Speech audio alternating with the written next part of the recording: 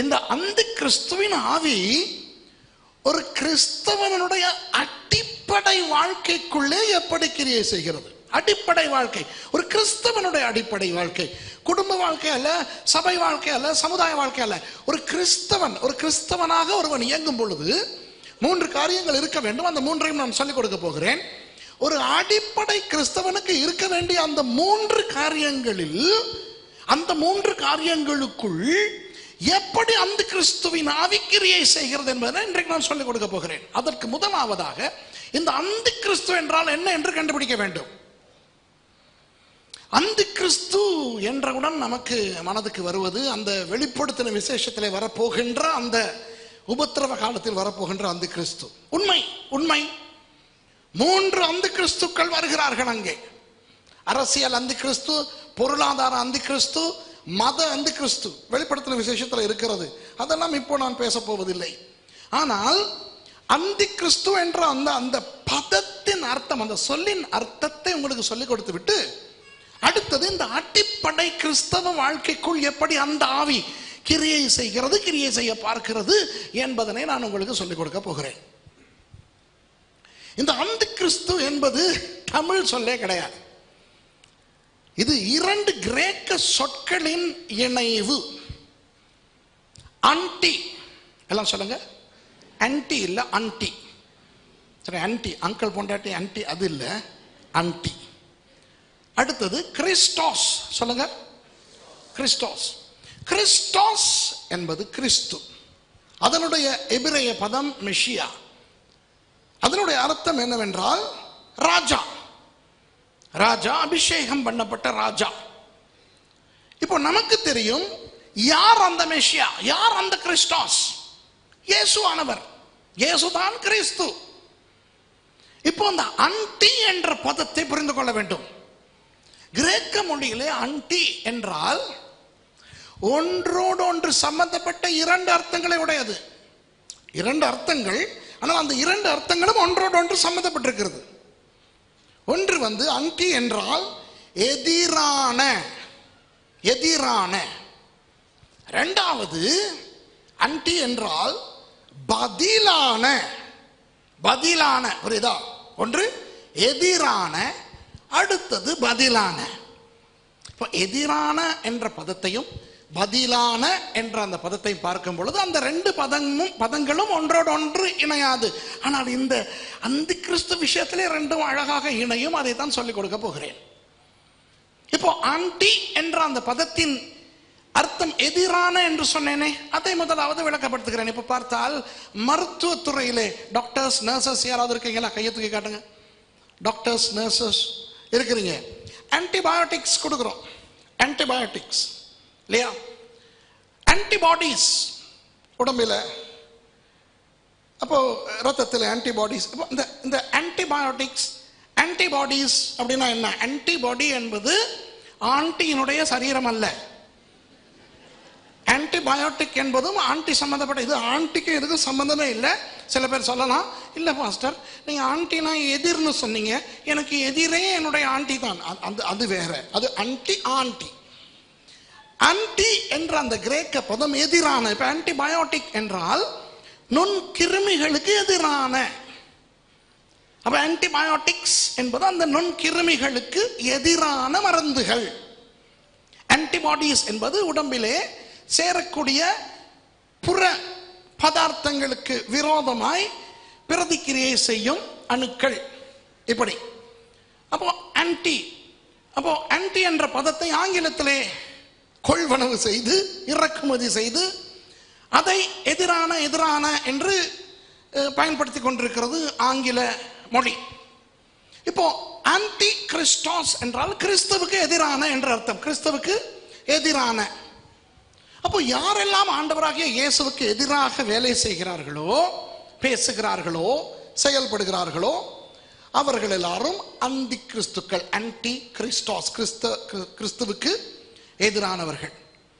இப்போ பிசாசானவன் 2 விதங்களிலே கிறிஸ்தவர்களை தாக்குகிறான் என்று வேதம் அழகாக சொல்லிக் கொடுக்கிறது. பேதுரு புத்தகத்தில் சொல்லி இருக்கிறது, கர்ச்சிக்கிற சிங்கம் போல யாரை விழுங்கலாமோ என்று வகை தேடிக்கொண்டு தீகிறான். அப்போ கர்ச்சிக்கிற சிங்கம் பதுங்கி புதருக்குள் மறைந்து கொண்டு மெதுவாக கர்ச்சிக்காது. அது பூனை. பூனை தான் மெதுவாக மியாவென்று சத்தம் போடும். சிங்கம் கர்ச்சிக்கும் பொழுது வாயை திறந்து காடை அதிரத்தக்கதாக கர்ச்சிக்கும். அப்போ பிசாசு சில நேரங்களிலே கர்ச்சிக்கிற சிங்கம் போல கிரையை செய்வான். இப்போ சமீப காலமாக இந்த இந்தியாவிலே மறுபடி ஒரு தடவை இந்த கர்ச்சிக்கிற சிங்கம் விளையாட்டு காட்ட தொடங்கி இருக்கிறது. கிறிஸ்தவர்களுக்கு எதிராக அது இது என்று நடந்து கொண்டிருக்கிறது. ரொம்ப காலத்துக்கு நீடிக்காது. பிசாசு 2000 வருடங்களாக அவ்வப்போது கர்ச்சனை செய்து பிற்பாடு பயங்கரமாக தோல்வி அடைகிறான். அந்த நம்பிக்கை உங்களுக்கு இருக்குதா? இப்போ இந்த கொஞ்ச காலமாக அரசியல் ரீதியாக வெளிநாடுகளில் இருந்து கொண்டும் கவனித்து கொண்டு தான் வருகிறோம். இந்த இந்தியாவில் கொஞ்சம் கர்ச்சனை கொஞ்சம் அதிகமாக இருக்கிறது. ஆனால் யாருக்கு எதிராக இந்த சாத்தான் கர்ச்சிக்கிறான் என்று பாவம் அவ்வப்போது மறந்து போகிறான். அவன் சிங்கத்தை போல கர்ஜனை செய்ய முயற்சிக்கலாமே ஒழிய உண்மையாக யூதாவின் ராஜ சிங்கம் ஒருவர் இருக்கிறார். அவர் இயேசு. அவருக்கு விரோதமாக அவன் கர்ஜனை எடுபடாது. ஆகவே பயப்படாதீர்கள், தொடர்ந்து ஜெபியுங்கள். கர்த்தர் இந்தியாவில் ஒரு பெரிய ஆசீர்வாதத்தை, ஒரு பெரிய மாற்றத்தை, ஒரு பெரிய விடுதலையை கொடுத்து இயேசுவின் கொடி பயங்கரமாக உயர எழும்ப போகிறது. ஆமென். அந்த நம்பிக்கை உங்களுக்கு இருக்கிறதா? Praise the Lord.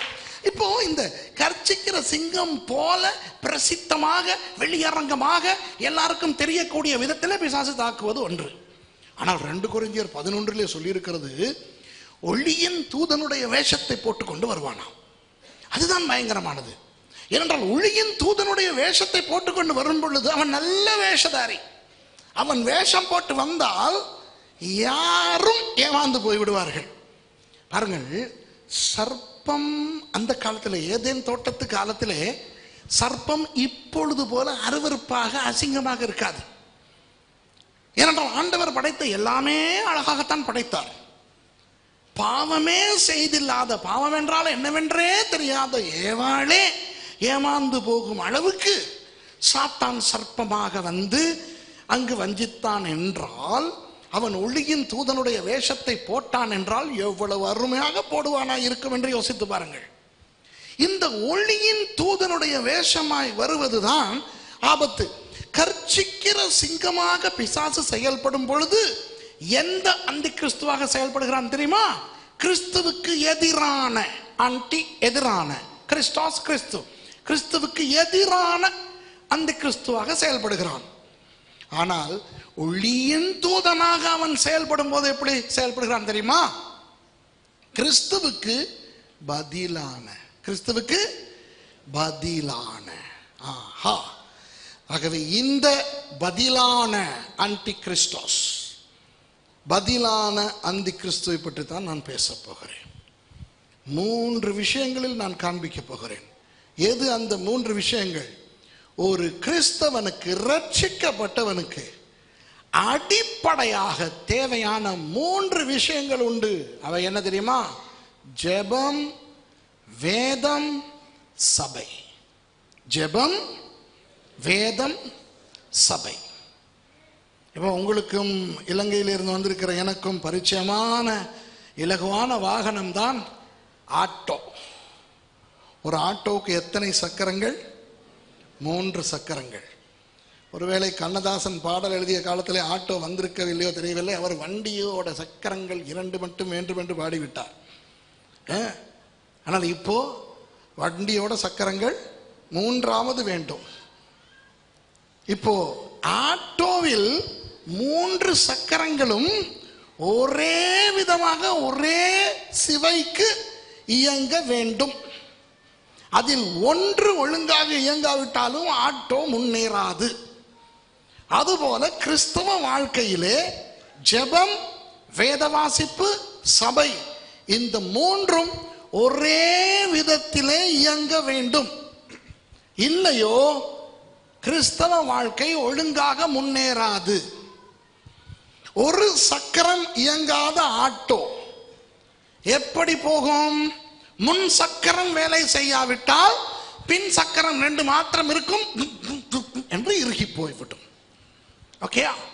அப்போ ஜெபம் இல்லாதவனுடைய வாழ்க்கையில் எவ்வளவு வேத வாசிப்பும் சபையும் இருந்தாலும் இரவு பகல் சாமுவேல் ஆசரிப்பு கூடாரத்திலே வளர்ந்தது போல சபையிலே கிடையாய் கிடந்து வேதத்தை ஒரு நாளைக்கு 25-30 அதிகாரங்கள் வாசித்தாலும் ஜெபம் இல்லாதவன் முன்பக்கம் இறுகி போன ஒரு ஆட்டோவாய்த்தான் இருப்பான். ஜெப வீரன் முழங்காலிலே அமர்ந்தால் 3 மணி நேரத்துக்கு பிறகுதான் எழும்புவார். அப்படிப்பட்ட ஒரு ஜெப வீரர், அதுவும் சபை என்றால் ஆளுக்கு முதல் நிற்பார். ஆனால் வேதத்தை ஒழுங்காய் வாசிக்க மாட்டார் என்றால் முன் சக்கரமும் வலது பக்க சக்கரமும் இயங்குகிறது, ஒரு பக்கம் இப்படி போயிருக்கும் அந்த கிறிஸ்தவ ஆட்டோ. அநேகமான பேர் என்ன தெரியுமா, ஜெபமும் வேத வாசிப்பும் இருக்கிறது, சபையை ஒழுங்காய் ஒரு சபைக்கு அந்த ஒரு சபையிலே சேர்ந்து அங்கத்துவம் வகித்து அந்த சபையின் தலைமைத்துவத்துக்கு கீழே அடங்கி ஒழுங்காய் ஒரு சபைக்குள்ளே இருக்க விருப்பம் இல்லாத சில அதிபரிசுத்த ஜீவிகள் உண்டு. இந்த ஜந்துக்களை நீங்களும் அறிவீர்களாய் இருக்கும். இலங்கையிலும் உண்டு, இந்தியாவிலும் உண்டு, உலகத்திலே எல்லா இடமும் உண்டு. இது எப்படி என்றால் வலது பக்க சில்லு வேலை செய்யாது, மற்ற 2 ஒழுங்காய் ஓடும். அன்பானவர்களே, இந்த 3இல் 1 இயங்கவில்லை என்றாலும் கிறிஸ்தவ வாழ்க்கை பாதிப்பு அடையும். நமக்கு ஜெபம் வேண்டும், வேத வாசிப்பு வேண்டும், சபை வேண்டும். இப்போ இந்த காலத்தில் என்ன நடக்கிறது என்றால், பிசாசு இந்த 3ஐயும் தாக்க மாட்டான். இந்த 3ஐயும் தாக்கி ஒரு கிறிஸ்தவனை அழிப்பது கஷ்டம். இப்போ ஒரு ஆட்டோ இயங்காமல் போகாமல் செய்ய வேண்டும் என்றால் 3 சக்கரத்துக்கும் ஆணி வைக்க தேவையில்லை. ஒரு சக்கரத்துக்கு வைத்தாலே போதும், சரிதானே? ஒரு எண்ணத்துக்கு 3 ஆணி வேஸ்ட் பண்ணணும். ஒரு ஆணியை ஏதாவது ஒரு சக்கரத்திலே வைத்து விட்டால் அந்த ஆட்டோவின் இயக்கத்தை தடை செய்து விடலாம். எவ்வளவு அருமையான இயந்திரமா இருக்கட்டும், நல்ல என்ஜின், என்ன அருமையான பாடி ஒர்க்கா இருக்கட்டும், அந்த டென்ட் எல்லாம் சூப்பர், சீட் எல்லாம் ஆட்டோ சீட் மாதிரியே இல்லை, ஏதோ ஒரு லக்ஸரி கார் சீட் மாதிரி எல்லாம் போட்டிருக்காங்கன்னு வைப்போம். அப்புறம் இப்ப சில ஆட்டோல இலங்கையில எல்லாம் ரொம்ப திடீர்னு இப்படி ரோட்ல இப்படி நின்றுகிட்டு இருந்தீங்கன்னா என்ன தெரியுமா, பெரிய ஸ்பீக்கர்ல பாட்டு கேட்டுக்கிட்டு ஆட்டோ ஒன்று வேகமா தாண்டி போகுது. என்னடா நடந்துச்சுன்னு பார்த்தா பாட்டொன்னு போய் அந்த மாதிரி ரொம்ப எல்லாம் பாட்டெல்லாம் போட்டுக்கிட்டு ஆட்டோ ரொம்ப அருமையா வைப்பர் எல்லாம் வேலை செய்து, லைட் எல்லாம் வேலை செய்து, ஐயோயோயோ எவ்வளோ அழகா இருந்தாலும் ஒரு சக்கரத்துக்கு ஆணி வைத்து விட்டால் அவ்வளவு அழகையும் வைத்துக் கொண்டு ஒரே இடத்திலே குந்தி கொண்டிருக்க வேண்டியதுதான். இதுதான் பிசாசினுடைய தந்திரம். பிசாசும் நம்முடைய ஜெபம், வேத வாசிப்பு, சபை 3ஐயும் தாக்க வேண்டிய அவசியம் கிடையாது. ஏதாவது ஒன்றை தாக்கினால் அவனுடைய திட்டம் நிறைவேறும். அவனுடைய திட்டம் என்ன? கிறிஸ்தவர்கள் முன்னேறக்கூடாது, கிறிஸ்தவர்கள் தேவனுக்குள் வளர்ச்சி அடைந்து விடக்கூடாது. இப்போ இதிலும் அன்பானவர்களே, இந்த ஜெபத்தை பற்றி நான் அதிகமாய் பேச வேண்டிய அவசியம் கிடையாது. ஏனென்றால் பொதுவாக இந்திய கிறிஸ்தவர்கள் ஜெப வீரர்கள், பொதுவாக இந்திய கிறிஸ்தவர்கள் ஜெப வீரர்கள். அதை அனுபவத்திலே நான் கண்டிருக்கிறேன்.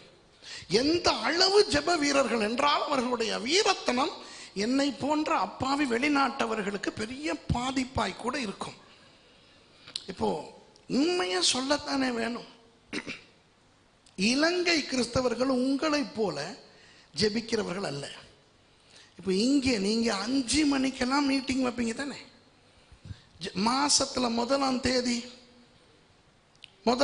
எல்லாம் வைப்பீங்க. நான் மாட்டிக்கிட்டு இருக்கிறேன். இந்த மாதிரி நிலைமைகள் எனக்கு நல்லா இருக்குது. ராத்திரி வந்து ஃப்ளைட்டில் இறங்கிட்டு நான் பாஸ்டர்கிட்ட கேட்டிருக்கிறேன், பாஸ்டர் நாளைக்கு எதுவும் மீட்டிங் இருக்கா? ஆமாம் பாஸ்டர். அப்படியா, நான் எதுவும் பண்ணுறேன்னா? ஆமாம், நீங்கள் தான் பேசுகிறீங்க. எத்தனை மணிக்கு மீட்டிங்? 5 மணி. 5 மணிக்கா? அதில் வந்து என்ன தெரியுது? 5 மணிக்காங்கும்போது என்ன தெரியுது? இலங்கையில் இருக்கிறவனுக்கு 5 மணி தெரியாது, அவன் கண்டதே இல்லை. சூரியனுக்கு எந்த அளவு மதிப்பு இலங்கையன் கொடுக்கிறான் என்றால், சூரியன் எழும்பின பிறகுதான் இவனே எழும்புவான். பொதுவா ஸ்ரீலங்காவில் இந்த 3 மணி 4 மணி 5 மணிக்கு எழும்புறது, 6 மணிக்கு ஆராதனை வைக்கிறது, நடக்காது. இப்போ நான் வந்து உங்களெல்லாம் பார்த்து ரொம்ப உத்வேகம் அடைஞ்சு பாஸ்டர் விசுவாசம் செய்கிற மாதிரி நானும் போயிட்டு ஒரு 6 மணி மீட்டிங் செய்வோன்னு வைப்போன்னு நான் போனேன்னு வைங்க, 6 மணிக்கு நான் மட்டும் இருப்பேன், 6:30 ஆகும்போது நான் மட்டும் உட்கார்ந்துருப்பேன், 7 மணி ஆகும்போது நான் மாத்திரம் பிரசங்கம் செய்து கொண்டிருப்பேன், 7:30 மணிக்கு யாராவது அப்படின்னுக்கிட்டு வருவாங்க. அதுதான் இலங்கை. ஆகவே இந்தியர்கள் காலையிலே எழுந்து ஜெபிப்பது, பல மணி நேரம் ஜெபிப்பது, 40 நாள் உபவாசம் கூட்டலாம் போடுறீங்களே, இலங்கையில போட்டு பாருங்க, 4 நாள் உபவாச கூட்டம் போட்டாலும் 4 பேர் வருவான். அது யார் தெரியுமா? நானும் எனக்கு கீழே ஊழியம் செய்றவன், இல்லாட்டி விரட்டிடுவேனே, அதனால அவன் வருவான். எங்கேயாவது கேள்விப்பட்டிருக்கீங்களா இலங்கையில் 40 நாள் உபவாச கூட்டம் நடத்துறான்? என்ற தெய்வமே, நான் கேள்விப்பட்டிருக்கிறேன். இங்கே வந்து திறப்பின் வாசல் ஜெபம். ஸ்ரீலங்காவில் வந்து கேட்டு பாருங்க, திறப்பின் வாசல்னா என்னன்னு. அவனுக்கு திறப்பு தெரியும், வாசல் தெரியும், திறப்பின் வாசல் தெரியாது.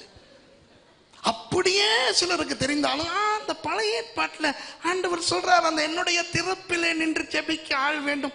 அப்ப நீங்க அந்த ஸ்ரீலங்கா காரங்க கேளுங்க, நீங்க அப்படிலாம் ஜெபிக்கிறது இல்லை, அது எங்களுக்கு இல்லை அப்படின்றான்.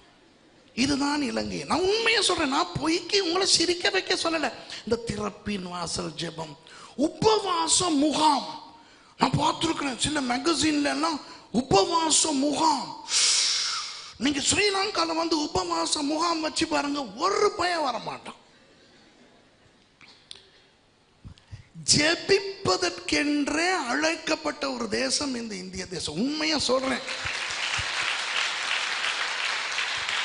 சில மேகசின்கள்ல பார்ப்பேன், 20லிருந்து 23 வரை 3 நாள் உபவாச முகாம்.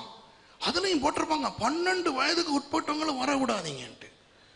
அவ்வளவு ஜனம் வர்றனால ஜெபிப்பதிலே நீங்கள், உங்களுக்கு இணை வேறு யாரும் கிடையாது. ஆகவே ஜெபத்திலே அதிகமாக பிசாசு இங்கே கை வைக்க மாட்டான். அதை நான் தைரியமா சொல்றேன்.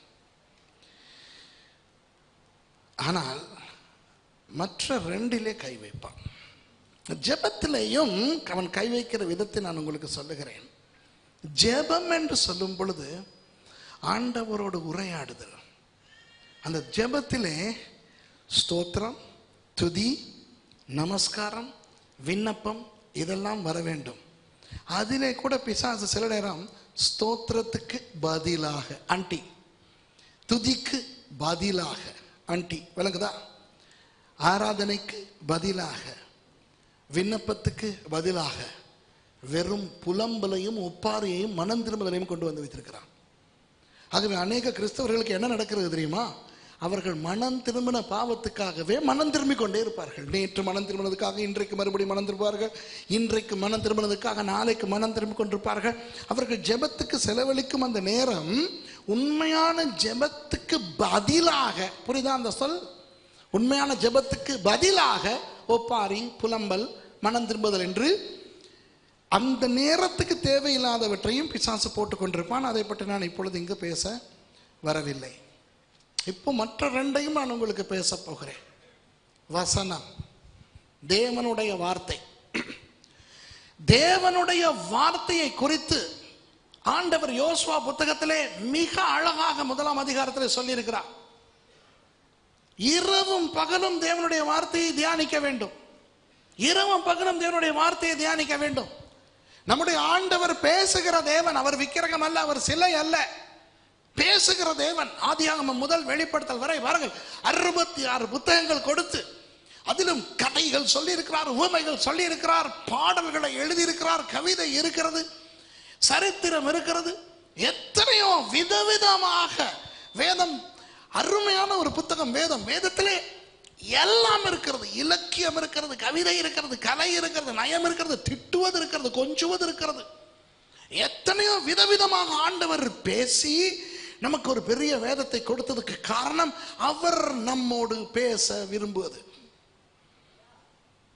உண்டா இல்லையா? இப்ப எத்தனையோ மதங்கள் இருக்கின்றன, எத்தனையோ மத சுருதிகள் அல்லது எத்தனையோ மத வேதங்கள் இருக்கின்றன. நீங்கள் இந்த வேதங்களை எல்லாம் பார்த்தால் எல்லாம் ஒரே மாதிரியாக இருக்கும். சில வேதங்கள் வந்து கதை என்றால் கதையாகவே இருக்கும், கற்பனை என்றால் கற்பனையாகவே இருக்கும், கவிதை என்றால் கவிதையாகவே இருக்கும். ஆனால் பரிசுத்த வேதாகமத்தில் இருக்கின்ற அந்த வித்தியாசங்கள், வேறுபாடுகள், ஆனால் அந்த வேறுபாடுகளோடு அது ஒரே தேவனை வலம் வருகின்ற அந்த அந்த அற்புதம் வேறு எந்த புத்தகத்திலும் கிடையாது. அவ்வளவு விதவிதமாய் பேசியிருக்கிறார். பாருங்கள் பாருங்கள், ஆண்டவர் சங்கீதத்தின் மூலம் எங்களோடு பேசும் பொழுது பாடலிலே பேசுகிறார். ஆண்டவர் நமக்கு பாடலிலே பேசுகிறார். பாருங்கள், அதே ஆண்டவர் நீதிமொழிகள், பிரசங்கி போன்ற புத்தகங்களின் மூலம் அவர் இந்த முதுமொழிகள் மூலமாய் பேசுகிறார். கிட்டத்தட்ட இந்த திருக்குறள் மாதிரி முதுமொழிகள் மூலமாய் பேசுகிறார். ராஜாக்கள் நாளாகமம் புத்தகங்களை நீங்கள் பார்த்தால் கதை சொல்லுகிறார். நமக்கு சில பெயர் பட்டிகளை பார்த்தால் சரித்திரம் பேசுகிறார். சில சந்தர்ப்பங்களில் புத்தி சொல்லுகிறார். வா, வேதத்தை பார்த்தால் வேதமானது ஒரு அருமையான பல வித்தியாசங்கள் கொண்ட ஆண்டவருடைய வார்த்தை. அதனால்தான் பிசாசு வேதத்தை வெறுக்கிறான். ஆகவே இந்த வேதத்தினுடைய அழகை, வேதத்தினுடைய அந்த ரசிக்கக்கூடிய தன்மையை, வேதத்தினுடைய ஆழத்தை, வேதத்தினுடைய முக்கியத்துவத்தை பறித்து போட முடியாதபடியினால் பிசாசு என்ன செய்கிறான்? அதற்கு பதிலாக வேறு விஷயங்களை கொண்டு வந்து போடுகிறான். இப்போ உங்களுக்கு நான் ரகசியத்தை சொல்லிக் கொடுக்க விரும்புகிறேன். வசனத்துக்கு பதிலாக பிசாசு கொண்டு வந்து போடும் விஷயங்கள் எவை? பிசாசு அல்லவா? ஆகவே அவன் கெட்ட விஷயங்களை தான் கொண்டு வந்து போடுவான் என்று நினைக்கிறோம். அது தவறு. அன்பானவர்களே, பதிலாக வருவது எதுவாக இருந்தாலும், அது நல்ல ஒன்றாக இருந்தாலும், அந்த இடத்திலே அது வருவது கெட்டது. ரோசா செடி, ரோஜாப்பூ ஒரு நல்ல பூவா இல்லையா? சொல்லுங்க. ரோஜா ஒரு நல்ல பூவா இல்லையா? அது அழகான பூவா இல்லையா? அந்த ரோஜாவிலே ஒரு நல்ல நறுமணம் இருக்கிறதா இல்லையா? ரோஜா செடிகளை வாங்கி கொண்டு வந்து வீடுகளிலே வளர்க்கிறோமா இல்லையா? ரோஜா என்றால் ரோஜா தோட்டங்களே இருக்கின்றன, அப்படித்தானே? எத்தனையோ விதவிதமான வர்ணங்களில் ரோஜா என்பது ஒரு அருமையான ஆண்டவர் படைத்த ஒரு மலர். இப்போ ஒருவர் கோதுமை வயல் வைத்திருக்கிறார் என்று வைத்துக் கொள்வோம். 1 ஏக்கர் கோதுமை வயல் வைத்திருக்கிறார். கோதுமையை அவர் பயிர் செய்திருக்கிறார். இப்போ கோதுமை வளர்ந்து வரும் பொழுது ஆங்காங்கே சில ரோசா செடிகளும் வளருகின்றன. அன்பானவர்களே, கோதுமை வயலிலே, கோதுமைகள் நடுவிலே ஒரு ரோசா செடி வந்தால் அதற்கு பெயர் என்ன? களை. ரோஜா பூ அல்லவா, இது ரொம்ப அழகான ஒரு மலர் அல்லவா, எங்கள் வீடுகளிலே வளர்க்கிற மலர் அல்லவா என்று வளர விடுவோமா? இல்லை. அதை வளர விட்டால் கோதுமைக்கு அது ஆபத்து. ஆகவே ரோஜா செடியை கலற்றி எறியத்தான் வேண்டும். அதே போல ஒரு அழகான ரோஜா தோட்டத்தை உண்டாக்குகிறவர் ஆங்காங்கே சில கோதுமை பயிர்கள் வந்தால் என்ன செய்வார்? கோதுமை அல்லவா, முக்கியமான ஒரு பயிர் அல்லவா, நாம் உண்ணும் மாவு இதுல இருந்தல்லவா வருகிறது என்று விடுவாரா அல்லது அதை களைந்து போடுவாரா? அன்பானவர்களே, ரோஜா தோட்டத்திலே கோதுமை ஒரு களை. கோதுமை தோட்டத்திலே, கோதுமை வயலிலே ரோஜா ஒரு களை. ரோஜா தோட்டத்திலே தான் இருக்க வேண்டும். கோதுமை வயலிலே தான் இருக்க வேண்டும். அதுபோல பிசாசு தேவ வசனத்துக்கு பதிலாக இன்று கிறிஸ்தவ உலகத்துக்குள் கொண்டு வந்து போட்டிருக்கும் கலைகளின் பெயர்கள் சில சொல்லுகிறேன். அற்புதங்கள், அடையாளங்கள், தீர்க்க தரிசனங்கள், ஆராதனை, சுகமளித்தல், தரிசனங்கள், சொப்பனங்கள். ஆஹா, இப்ப விளங்குதா? பாத்தீங்களா அன்பானவர்களே? தரிசனம், சொப்பனம், தீர்க்க தரிசனம் வேதத்திலே இருக்கின்ற விஷயங்கள். ஆண்டவர் இன்றைக்கும் சொப்பனங்கள் மூலம் பேசுகிறார், தரிசனங்கள் மூலம் பேசுகிறார், தீர்க்க தரிசனங்கள் மூலம் பேசுகிறார். ஆராதனை இல்லாமல் சபையே இருக்க முடியாது, இருக்கவும் கூடாது. சுகம், அற்புதம், அடையாளம். இயேசு கிறிஸ்து நேற்றும் இன்றும் என்றும் மாறாதவர். அன்று அவர் அற்புதம் செய்தார், அடையாளம் செய்தார், அன்று சுகமளித்தார். ஆகவே இன்றும் அவர் அற்புதங்கள் செய்கிறார், சுகமளிக்கிறார், இன்றும் அடையாளங்கள் செய்கிறார். ஆகவே நான் குறிப்பிட்ட இது ஒன்றுமே வேதத்துக்கு புறம்பானதும் அல்ல, அசுத்தமானதும் அல்ல, சபையிலே கிறிஸ்தவனுடைய வாழ்க்கையிலே இருக்கக்கூடாததும் அல்ல. எல்லாம் நல்லவைதான். ஆனால் அந்த கிறிஸ்துவின் ஆவி என்ன செய்கிறது? அவற்றை கொண்டு வந்து வசனம் இருக்க வேண்டிய இடத்திலே விதைக்கும் பொழுது அவை எல்லாம் அந்த வசனத்துக்கு பதிலாக வருகிறது. அன்பானவர்களே, வசனத்துக்கு பதிலாக வரும் அற்புதம் ஒரு களை. வசனத்துக்கு பதிலாக கிடைக்கும் சுகம் ஒரு களை. வசனத்துக்கு பதிலாக உரைக்கப்படும் தீர்க்க தரிசனம் ஒரு களை.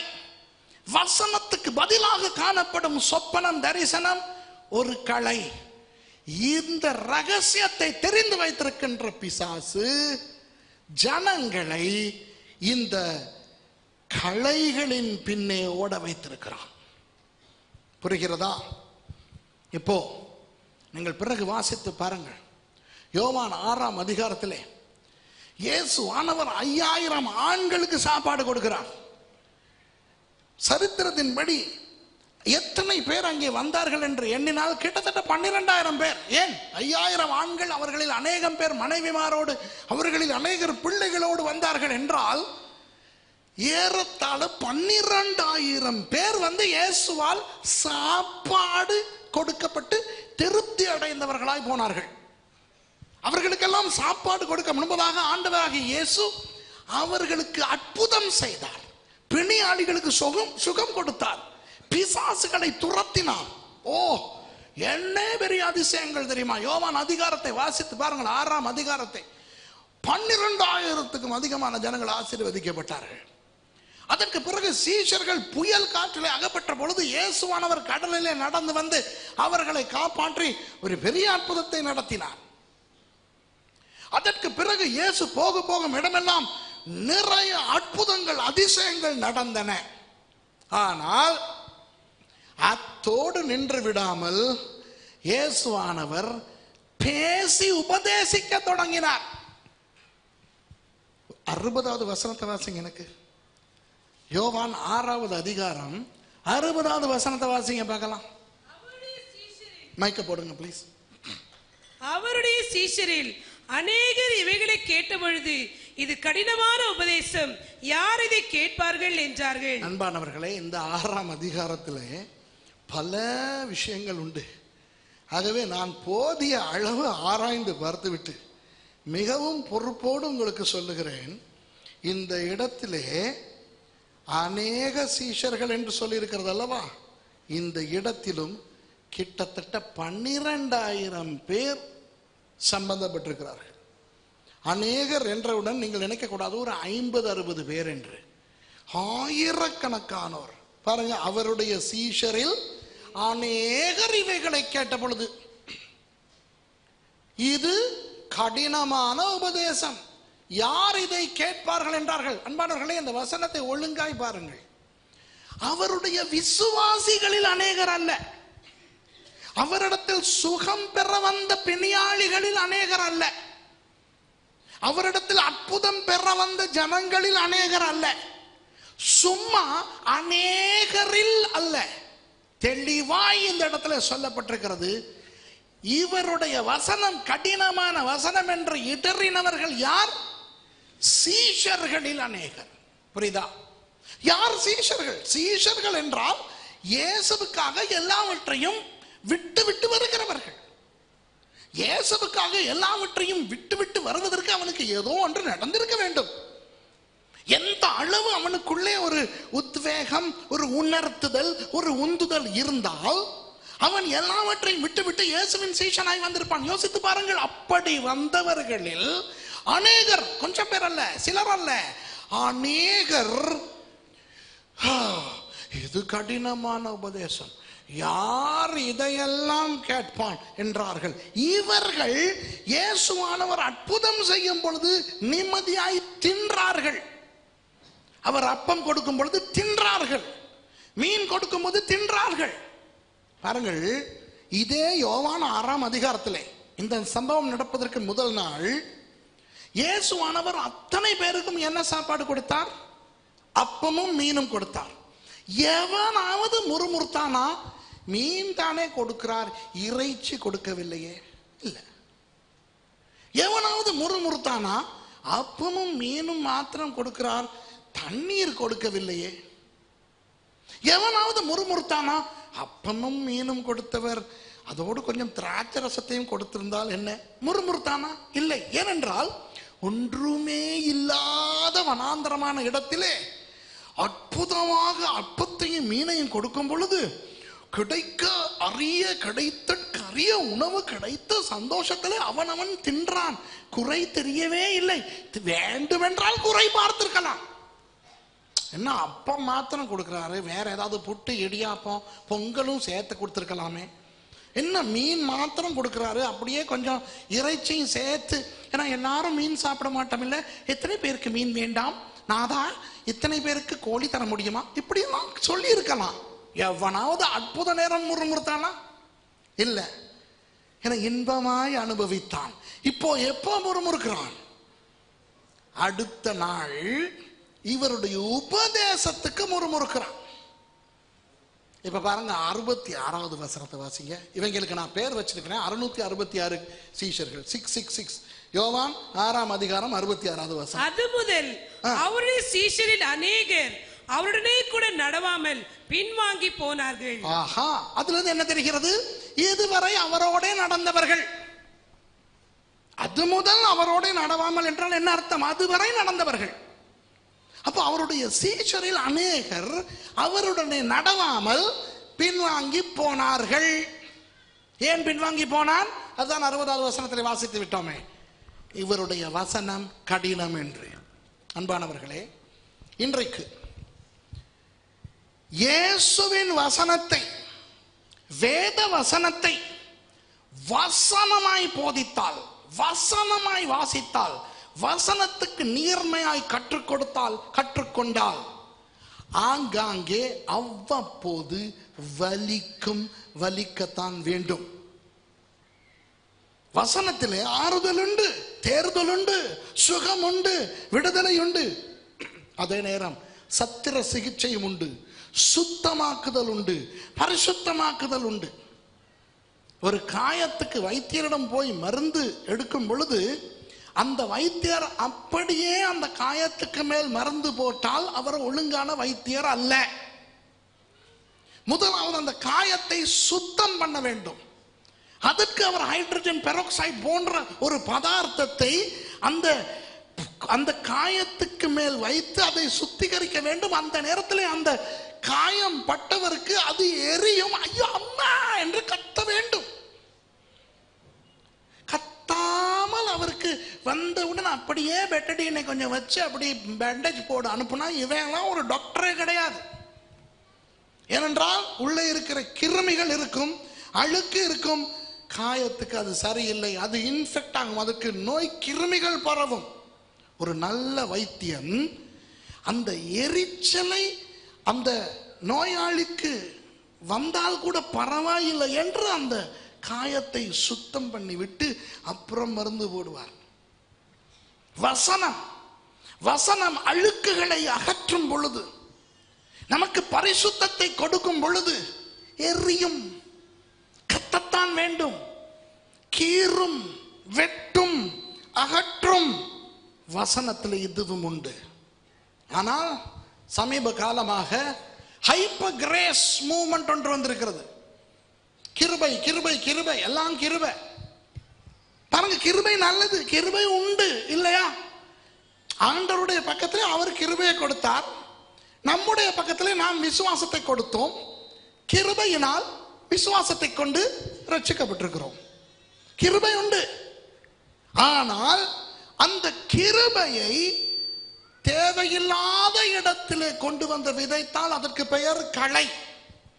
இன்றைக்கு கிருபை களையாக விதைக்கப்பட்ட நிலையில் வலியே இல்லாத பிரசங்கங்கள், பரிசுத்தம் என்பதற்கு அர்த்தமே இல்லாத பிரசங்கங்கள், தூய்மை, பரிசுத்த ஜீவியம், கவனம், கண்டிப்பு, இது எதுவும் இல்லாத பிரசங்கங்கள். எப்போ பார்த்தாலும் கர்த்தர் உன்னை நேசிக்கிறார், கர்த்தர் உன்னை ஆதரிக்கிறார், கர்த்தர் உன்னை தாளாட்டுகிறார், கர்த்தர் உன்னை கொஞ்சுகிறார். இப்படியே இந்த கிருபை கிருபை கிருபை கிருபை என்ற இந்த ஹைப்பர் கிரேஸ் பிரசங்கங்கள் வந்து உண்மையான வசனத்துக்கு பதிலாக செயல்படுகிறபடியினால் பிரசங்கங்கள் இன்றைக்கு அந்தி கிறிஸ்துக்களாக மாறி இருக்கின்றன. பிரசங்கம் பண்ணப்பட வேண்டிய நேரத்திலே ஆராதனை வந்து பிரசங்கத்தின் இடத்தை ஆராதனை பிடித்து கொண்டவுடன் ஆராதனை கலையாய் மாறிவிட்டது. புரியுதா? ஒரு சபையிலே பாருங்கள், இன்றைக்கு 8:30 மணியிலிருந்து என்ன செய்தீர்கள்? ஆராதனை. நான் அடிக்கடி சொல்லுவேன், நான் போகும் இடமெல்லாம் சொல்லிக் கொடுப்பேன். ஒரு கிறிஸ்தவன் எந்த அளவுக்கு ஆண்டவரை ஆராதிக்கிறானோ அந்த அளவுக்கு ஆண்டவருடைய வார்த்தை அவனுக்குள்ளே பதியும். ஒரே பிரசங்கி, ஒரே பிரசங்கம், நூற்றுக்கணக்கான பேர் கேட்டுக்கொண்டிருப்பார்கள். ஒவ்வொருவருக்கும் ஒவ்வொரு வித்தியாசமான முறையில் அளவில் அந்த பிரசங்கம் போய் சங்கமம் அடையும். அது அதிகமாய் சங்கமம் அடைகிறது. யாருக்குள் தெரியுமா? அதிகமாய் ஆவியோடும் உண்மையோடும் ஆண்டவருக்கு ஆராதனை செய்த நபருக்கு.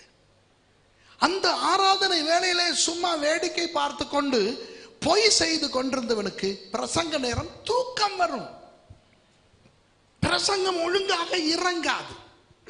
ஆகவே ஆராதனையும் பிரசங்கமும் ஒரு சபையிலே சரிசமமாக இயங்க வேண்டும். புரிகிறதா? இப்ப பிசாசு என்ன செய்கிறான்? ஆராதனையிலே சில கவர்ச்சியான விஷயங்கள் உண்டு. என்ன? பாடல், நடனம், கைதட்டல், கோஷம். இந்த மனிதனுக்கு இன்பத்தை வருவிக்கக்கூடிய இந்த அம்சங்கள் ஆராதனைக்குள்ளே இருக்கின்றபடியினால் அதையே நீடித்து நீடித்து நீடித்து நீடித்து பிரசங்க நேரத்துக்குள்ளும் வந்து புகவிட்டால் ரோஜா செடி கோதுமை வயலுக்குள்ளே வந்தது போலாகி விடுகிறது. இப்ப விளங்குதா? சமீபத்திலே ஒரு ஆராதனை வீரர் பிரசங்கமோ தெரியவில்லை, மேடையில் இருந்து சொல்லுகிறார். சும்மா பிரசங்கம் எல்லாம் இவர் சொல்லுகிறார். ஆள் யார் அப்படிங்கறத நான் வேணா பாஸ்டர் விசுவாசத்துக்கு தனியா சொல்லிக்கிறேன், இங்க இருந்து மேடையில இருந்து சொல்ல வேண்டாம். அவர் சொல்லுவது என் காதிலே நான் கேட்டேன். எப்படி? அவர் சொல்லுகிறார், பிரசங்கம் தேவையில்லை, இன்றைக்கு பிரசங்கம் தேவையில்லை. அந்த மாதிரி சொல்றார். இன்றைக்கு பிரசங்கம் தேவையில்லை, இன்றைக்கு ஆராதனையாகவே எல்லாம் நடக்க போறேன். நான் சொன்னேன், ஐயோ களை விதைக்கிறான். புரியுதா? அதாவது ஒரு ரோஜா தோட்டத்தை பார்த்து ரசனையில் மூழ்கிய ஒருவர் அவ்வளவு ரோஜாக்களையும் அங்கிருந்து பிடுங்கி கொண்டு வந்து கோதுமை வயலுக்குள் நடுவது போன்றது. ரோஜா மலர்கள், ரோஜா செடிகள் ரோஜா தோட்டத்திலே மாத்திரம் இருக்க வேண்டும், வெளியே கொண்டு வந்துடக்கூடாது. கோதுமை தானியம், கோதுமை கதிர் கோதுமை வயலிலே மாத்திரம் இருக்க வேண்டும். ஆராதனை வேளையிலே வசனத்தை கொண்டு வந்து விதைக்க வேண்டிய அவசியம் கிடையாது. வசனம் பேச வேண்டிய நேரத்திலே ஆராதனை கொண்டு வந்து போடக்கூடாது. உடனே வாதாடுவார்கள், நீங்க எப்படி ஆராதனை சரியில்லைங்கிறீங்களா? யாரெல்லாம் சொன்னது ஆராதனை சரியில்லைன்னு? ஆராதிக்க வேண்டிய நேரத்தில் ஆராதனை செய்ய வேண்டும். சுகம் அளிக்கும் ஆராதனையிலே சுகம், ஜெபிக்க வேண்டிய நேரத்திலே ஜெபம், அற்புதம் நடைபெற வேண்டிய நேரத்திலே அற்புதம், பிரசங்க நேரத்திலே பிரசங்கம், வசனம். அன்பானவர்களே, இன்றைக்கு பிசாசு கிறிஸ்தவர்களுடைய வாழ்க்கைகளில் இருந்து வசனத்தை களவாடுகிறதுக்கு, அந்த வசனத்துக்கு பதிலாக அற்புதங்களை கொண்டு வந்து போட்டு, அடையாளங்கள், தீர்க்க தரிசனங்கள், சொப்பனங்களை கொண்டு வந்து போட்டு கொஞ்சம் கொஞ்சமாக வசனத்தை அழித்து கொண்டிருக்கிறான் என்பதை நான் உங்களுக்கு தெரிவித்துக் கொள்ள விரும்புகிறேன். கவனமாயிருங்கள். ஆண்டவருக்கு ஸ்தோத்திரம். வசனத்தை பிரசங்கிக்கிற சபையிலே நீங்கள் இருக்கிறீர்கள், கவனமாயிருங்கள். வெளியாரனுடைய ஆராதனைகளிலே கலந்து கொள்ளும் பொழுது, இந்த யூடியூப் வழியாக நீங்கள் பிரசங்கங்கள், ஆராதனைகள் பார்க்கும் பொழுது, தொலைக்காட்சிகள் வழியாக நிகழ்ச்சிகள் பார்க்கும் பொழுது, இன்றைய செய்தியை மனதிலே வைத்துக் கொள்ளுங்கள். வசனத்துக்கு பதிலாக எது வந்தாலும் அது அந்த இடத்திலே ஒரு அந்து கிறிஸ்துவாக இருக்கிறது. நல்ல நல்ல விஷயங்களாகிய ஆராதனை, அற்புதம், சுகம், தீர்க்க தரிசனம் போன்ற பரிசுத்தமான தெய்வீக விஷயங்களையே இன்றைக்கு அந்து கிறிஸ்துவின் ஆவி வசனத்துக்கு பதிலாக கொண்டு வந்து திணித்து ஜனங்களை வசனத்தை விட்டு தூரமாக்கி கொண்டிருக்கிறான். ஆகவே இந்த காலத்தில் என்ன நடக்கிறது தெரியுமா? வசனத்தை வசனமாய் பிரசங்கிக்கும் பொழுது விசுவாசிகளுக்கு வலிக்கிறது, கேட்க விருப்பம் இல்லாமல் போகிறது. இன்னைக்கு பாஸ்டர் என்னையத்தான் வெட்டினாரு, உன்னைத்தான் வெட்டுறார், அதுதான் வார்த்தை. அவர் தெரிஞ்சு வெட்டுறாரோ தெரியாம வெட்டுறாரோ, வெட்டுவதுதான் வார்த்தை. இல்ல அது அவர் சொன்னது அப்படி எந்த சிச்சுவேஷன், அதுதான் வார்த்தை. வார்த்தையே தீர்க்க தரிசனம் தான். வெட்டணும், குத்தணும், உள்ள போயிட்டு நோண்டணும், தட்டவி கொஞ்சிக்கிட்டே இருக்காது வசனம். பண்ற அட்டூழிய அநியாயம் எல்லாம் பண்ணிவிட்டு வந்து கர்த்தரின் மேய்ப்பராய் இருக்கிறார், தாழ்ச்சி அடையன் என்றுமே அவர் என்னை புல்லுள்ள இடங்களில் மேய்த்து அமர்ந்த தண்ணீர் கலண்டையில் நடத்துவார். அப்பதான் நாளைக்கு போட்டு இன்னொரு 7-8 பேர்ட்ட குடியே கெடுக்கலாம். திருந்தாது. ஏன்? என்னைக்குமே அந்த வெற்ற வசனம் எல்லாம் வாசிக்கிறதே கிடையாது, கொஞ்சிக்கிட்டு தடவிக்கிட்டு. ஆகவே பண்ற அநியாயம் எல்லாம் பண்ணி சர்ச்சுக்கு வந்து உட்கார்ந்துருக்கும். பட்ட பாவி சபை எடுத்துக்கொள்ளப்பட்டா இது சான்ஸே இல்லை, அசைக்க கூட படாது. ஆனா பிரசங்கம் என்னவா இருக்கணும் தெரியுமா? இயேசு உன்னை நேசிக்கிறார், அவர் உன்னை ஆதரிக்கிறார், அவர் உன்னை தட்டவுகிறார், அவருடைய பிரசன்னத்தை உணர்கிறாயா? உணர்கிறேன். வாய மூடு, மனம் திருமணியா. எதுக்கு? எவ்வளவோ அட்டகாசம் பண்றியே. நோ விளங்குதா? உணர்ச்சிகளுக்கு அடிமைகளாகி அந்த உணர்ச்சிகளுக்கு தீவனம் கிடைப்பது போல இன்றைக்கு வசனத்துக்கு பதிலாக ஆறுதல், தேறுதல், சுகம், தீர்க்க தரிசனம். அன்பானவர்களே, பிசாசு களை விதைக்கிறான், அந்தி கிறிஸ்துக்களை கொண்டு வந்து போட்டுக் கொண்டிருக்கிறான். இப்போ ஆயிரக்கணக்கான சீஷர்கள் போகிறார்கள். இயேசு யார்?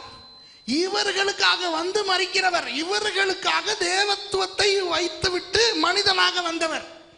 அப்போ இவர் நேசிக்கின்றவர்கள் தானே இவரை விட்டு போகிறார்கள். அப்ப இயேசு என்ன செய்கிறார்? இப்ப 66வது வசனத்துல அநேக சீஷர்கள் போகிறார்கள். இயேசு என்ன தெரியுமா செய்கிறார்?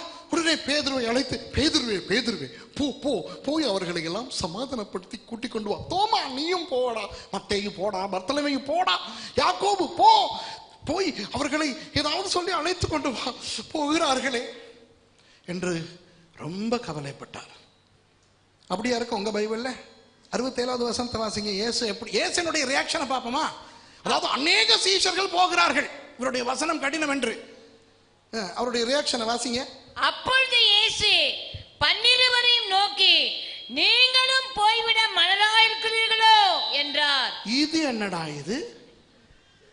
12,000 பேர் போறான், 12 பேர் மிச்சம் இருக்குது. இப்ப இந்த காலத்து பாஸ்டர்ஸ் தான் என்ன செய்வாங்க? எல்லாரும் இல்ல, இந்த காலத்துல பாஸ்டர்ஸ் என்ன செய்வாங்க? இதுக்கெல்லாம் நம்ம வசனம் வச்சிருக்கோம். என்னது? அந்த 99 ஆடுகளை விட்டுட்டு ஒரு ஆடை தேடி போனாரு. அதெல்லாம் வச்சுக்கிட்டு ஐயோ நிறைய பேர் போறாங்களே, நான் சொன்னதெல்லாம் அவங்கள வர சொல்லுங்க, நான் திருப்பி எக்ஸ்பிளைன் பண்றேன். நான் என்ன சொன்னேங்கிறத நான் திருப்பி எக்ஸ்பிளைன் பண்றேன். உங்களுக்கு ஒழுங்கா புரியாதனால ஒஃபெண்ட் ஆகி ஹர்ட் ஆகி போகிறாங்க. ஐயோ போயிட்டு கூட்டிட்டு வாங்களே.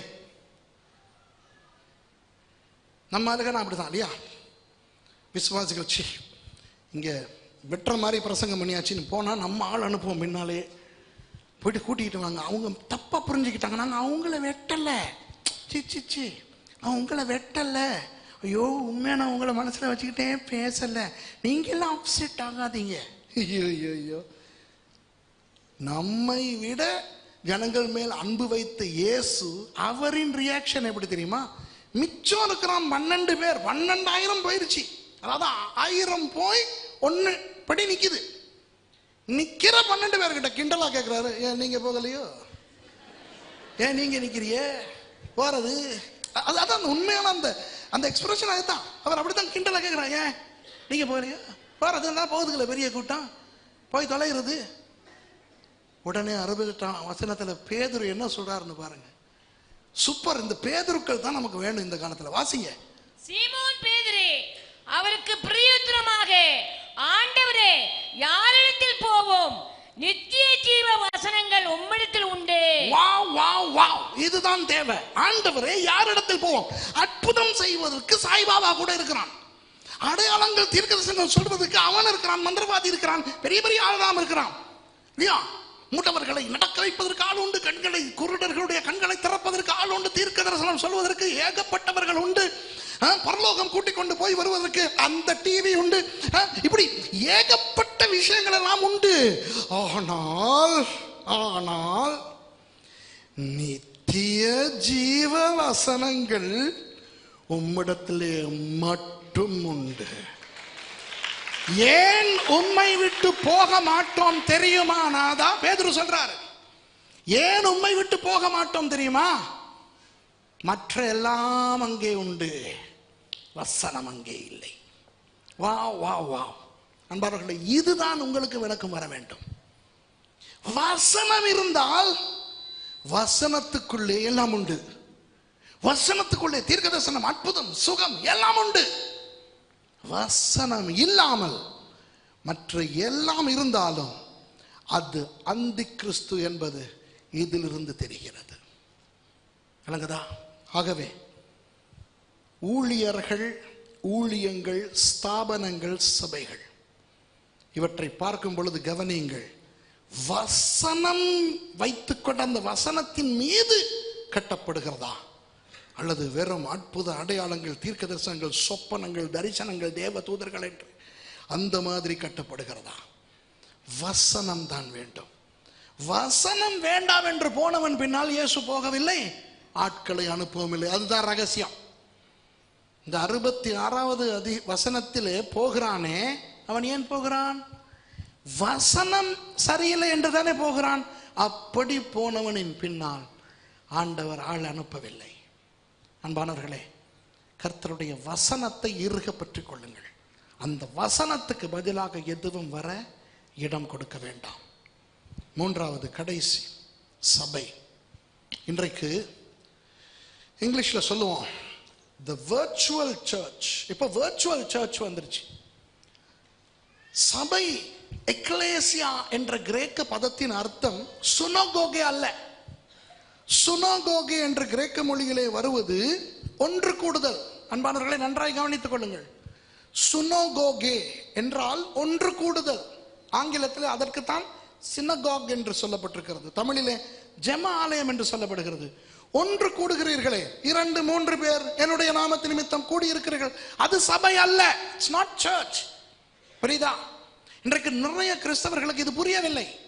இயேசு சொல்லுகிறார், எங்கே என்னுடைய நாமத்து நிமித்தம் 2 அல்லது 3 பேர் கூடியிருக்கிறீர்களோ அங்கே நான் உங்கள் நடுவில் வந்திருப்பேன் என்கிறார். அது சபை அல்ல, அது சுனகோகே, ஒன்று கூடுதல். ஆனால் சபை என்றால் எக்லேசியா, வெளியே வந்து சேருவது. எக் என்றால் வெளியே, வெளியே வந்து ஒரு இடத்திலே கூடி ஆண்டவரை ஆராதிப்பது சபை. பாருங்கள், இது உங்கள் யாருடைய வீடும் அல்ல, இது பிதாவினுடைய வீடு, இது எக்லேசியா, சபை. பிசாசு என்ன செய்கிறான்?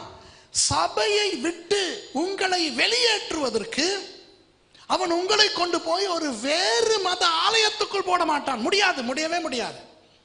ஆனால் என்ன செய்வான்? ஒரு வர்ச்சுவல் சர்ச் உங்கள் வீட்டுக்குள்ளே கொண்டு வருவான். எந்த வழியால வருது? டிவி ஸ்கிரீன் வழியால வந்துருது சர்ச்.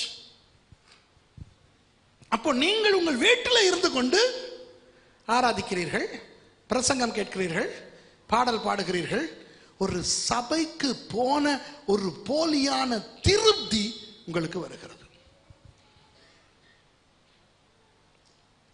ஒரு சபையிலே அங்கத்துவம் பெற்று அந்த சபையின் தலைமைத்துவத்துக்கு அடங்கி இருக்கின்ற பக்குவம் சில பேருக்கு இல்லை.